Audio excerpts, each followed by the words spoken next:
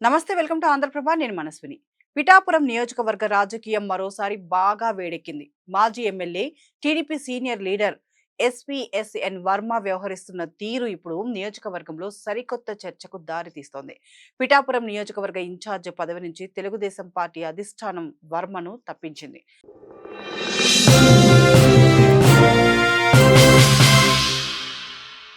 Party తీసుకున్న ఈ నిర్ణయంతో ఆయన అఫీషియల్ గా నియోజకవర్గ బాధ్యతలకు దూరమైనప్పటికీ క్షేత్రస్థాయిలో రాజకీయాలు మాత్రం కాకినాడ కేంద్రంగా జోరుగా సాగుతున్నాయి.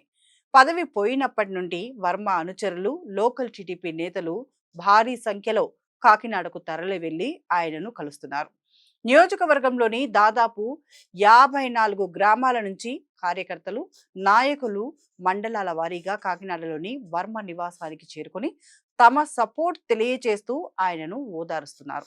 అక్కడ వారంతా కలిసి నియోజకవర్గంలో ప్రస్తుత పొలిటికల్ పరిస్థితులపై సుదీర్ఘంగా చర్చిస్తున్నారని టాక్.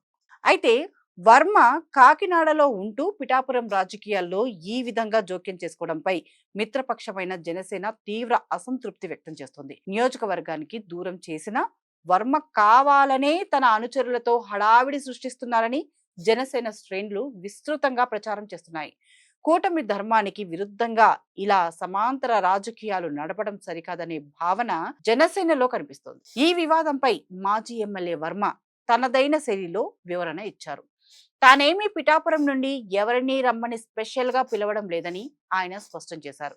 కేవలం తనపై ఉన్న పాత అభిమానంతోనే కార్యకర్తలు, ప్రజలు తనను కలవడానికి వస్తున్నారని పేర్కొన్నారు. తనను నమ్ముకొని ఇంటికి వచ్చిన వారిని వెనక్కి వెళ్లిపోమని తిరస్కరించలేనని, అభిమానులను కలుసుకోవడం తప్పు కాదని వర్మ సమర్థించుకుంటున్నారు. ఏదేమైనా పిఠాపురంలో వర్మ నడుపుతున్న ఈ ఓదార్పు రాజకీయం కూటమి వర్గాల్లో ఎలాంటి మలుపు తిరుగుతుందో చూడాలి.